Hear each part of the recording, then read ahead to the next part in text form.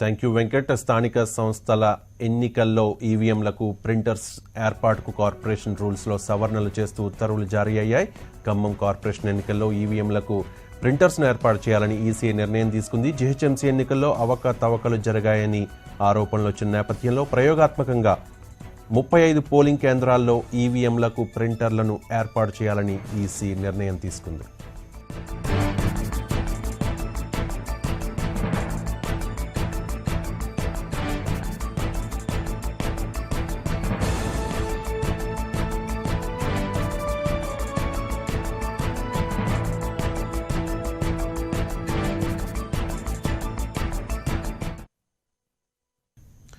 మిగిలిన వార్తలు చూద్దాం. దుర్గమ్మ సన్నిధిలో పెళ్లిళ్లు చేసుకోవడాన్ని నిషేధిస్తున్నామంటూ ఆలయ ఈవో చేసిన వ్యాఖ్యలు తీవ్ర దుమారం రేపుతున్నాయి. దుర్గమ్మ సన్నిధిలో వివాహం చేసుకోవడానికి వసతులు కల్పించాల్సింది పోయి నిషేధం విధించడంపై స్థానికులు మండిపడుతున్నారు. దీనిపై మరింత సమాచారం మా ప్రతినిధి సలాం అందిస్తారు.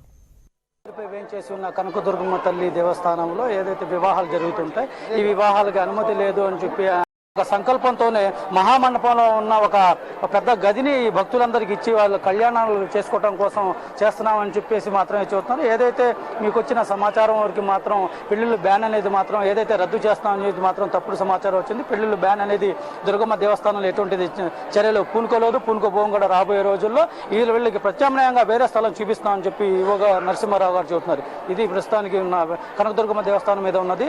ఇటువంటి కథనాలకు కూడా ఏదన్నా ఉంటే కనుక మనం అట్లాంటి చర్యలకి పూనుకోమని చెప్పి ఈవో.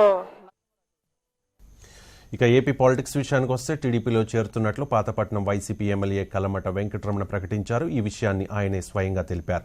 నియోజకవర్గ అభివృద్ధి కోసమే టీడీపీలో చేరుతున్నానని ఎమ్మెల్యే కలమట చెప్పారు.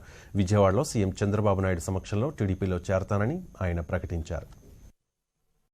ఈ కరకట్ల వల్ల కట్టకపోవడం వల్ల చాలా ఊసిదారు నది పొంగితే మేము చాలా ఇబ్బంది పడే పరిస్థితి ప్రతిసారి వస్తుంది. అలాగే గిరిజనులు ఎక్కువ ఈ నియోజకవర్గంలో 4 ట్రైబల్ సబ్ ప్లాన్లో ఉంది మండలాలు, 4 మండలాలు ఉన్నాయి.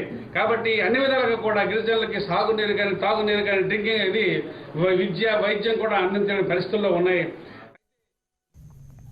ఎన్నికల హామీల్ని నెరవేరుస్తామని, కాపు రిజర్వేషన్ల కోసం కసరత్తు చేస్తున్నామని ఏపీ సీఎం చంద్రబాబు నాయుడు తెలిపారు.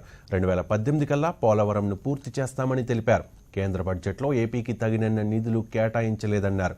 విభజన హామీల్ని నెరవేర్చాల్సిన బాధ్యత కేంద్రంపై ఉందన్నారు. ఒక్కో సమస్యను అధిగమిస్తూ రాష్ట్రాన్ని అభివృద్ధి బాట పట్టించేందుకు ప్రయత్నిస్తున్నట్లు చంద్రబాబు నాయుడు స్పష్టం చేశారు.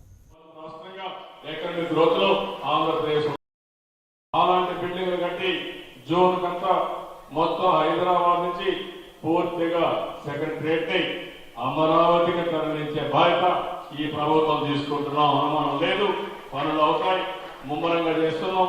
ఇది కూడా కంప్లీట్ చేస్తాం. నెంబర్ 1 రాష్ట్రంగా.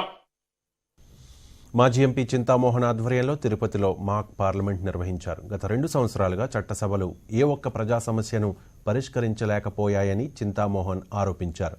చిత్తూరు, కడప జిల్లాలో నిరుద్యోగ సమస్యను పరిష్కరించేందుకు కాంగ్రెస్ హయాంలో మన్నవరం ప్రాజెక్టును ప్రారంభిస్తే ఎన్డీఏ ప్రభుత్వం అధికారులు.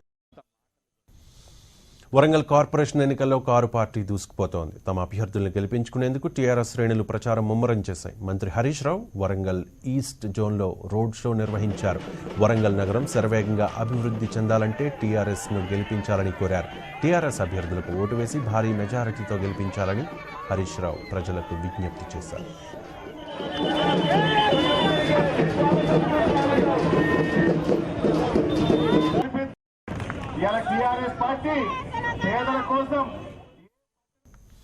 హైదరాబాద్లో హెలీ టూరిజం సేవల్ని మంత్రి కేటీఆర్ ప్రారంభించారు.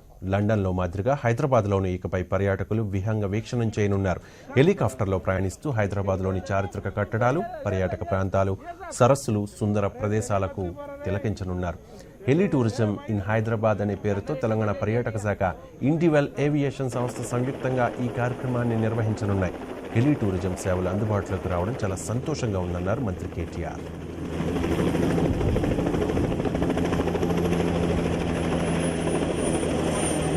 ప్రయాణికుల సామర్థ్యం పెంచితే బాగుంటుందనే ఒక అభిప్రాయాన్ని మన టూరిజం శాఖ ముఖ్య కార్యదర్శి గారికి చెప్పడం జరిగింది.